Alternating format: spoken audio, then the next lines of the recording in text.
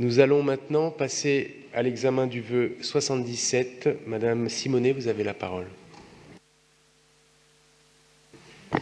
Oui, donc le vœu 77 n'est pas lié à la question des manifestations.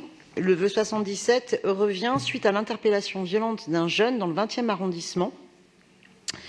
Le 19 mars, en fait, un jeune mineur de 15 ans habitant le 20e est interpellé par erreur devant un fast-food du 20e.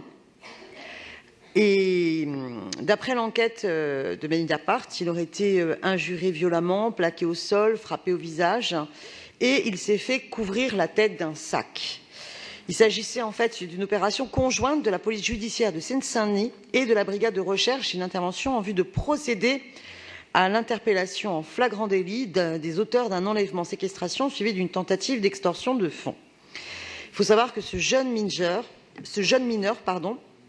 même s'il a été relâché, a eu 5 jours d'arrêt pour des hématomes au visage, des douleurs au thorax.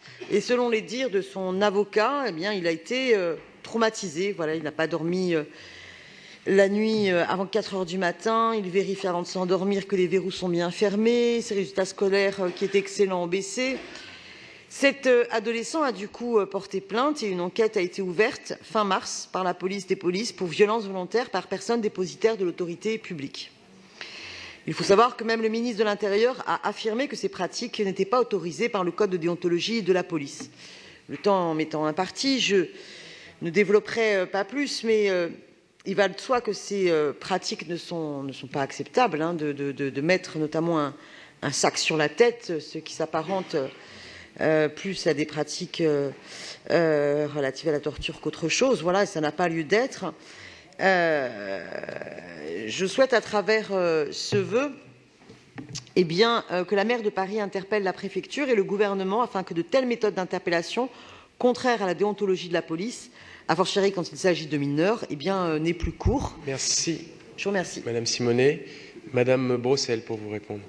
Merci, cher Daniel Simonet. Nous avons été en effet un certain nombre à lire cet article de Mediapart et à être désarmés devant ce qui était raconté. Par principe, j'essaye de faire en sorte que nous ne votions pas dans cette Assemblée de vœux à partir d'une affaire dont le processus judiciaire est entamé et une affaire individuelle. Autant il me semble, et c'est d'ailleurs ce que nous avons eu l'occasion de faire à plusieurs reprises, que nous avons légitimité comme élus à interpeller sur un certain nombre de questions démocratiques, mais je crois qu'il n'est pas de notre ressort et qu'il ne serait d'ailleurs pas sain, pardon d'utiliser ce vocabulaire familier de fin de journée, que nous, de fait, nous intervenions dans une affaire qui est dans un processus judiciaire. Je crois que ça devient dans ces cas-là plus gênant. Je vais donc vous proposer de retirer votre vœu ou j'y apporterai un avis défavorable parce que ça ne me paraît pas être le bon cadre.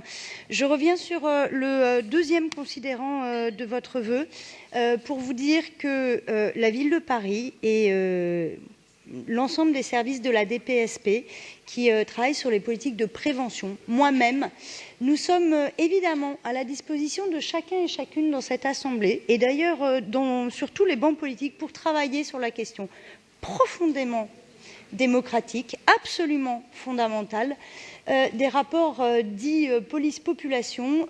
C'est un sujet sur lequel notre pays, notre ville doit progresser. C'est un sujet sur lequel les initiatives se développent et se déploient dans le 19e, dans le 18e, dans le 17e, dans quelques jours, je crois, Madame Bougeret.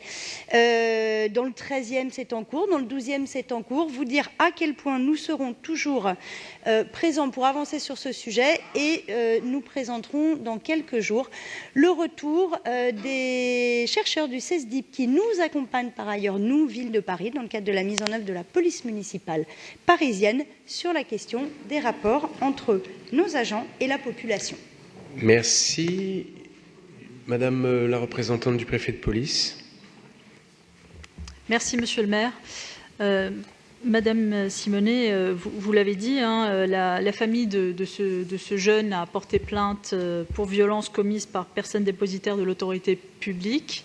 ce qui est son droit, effectivement, de porter plainte. Le dossier a été confié par le parquet de Paris à l'inspection générale de la police nationale, dont les investigations sont toujours en cours. Par principe également, je ne commenterai pas des investigations en cours et je ne dispose pas d'ailleurs des éléments permettant de les commenter.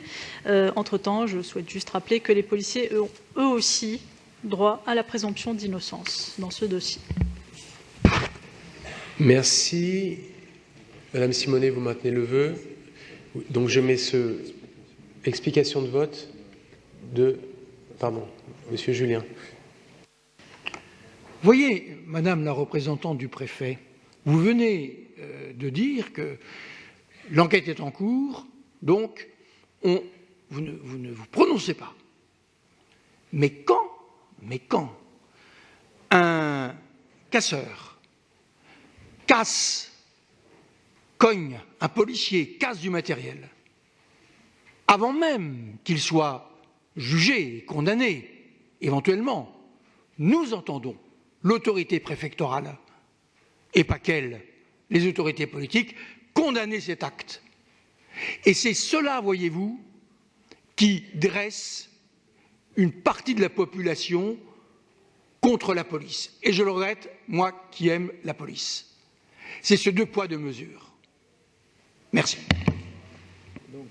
Et donc l'explication de vote. Donc je mets le vœu 77 aux voix avec un avis défavorable de l'exécutif. Qui est pour? Qui est contre? Qui s'abstient? Il est rejeté.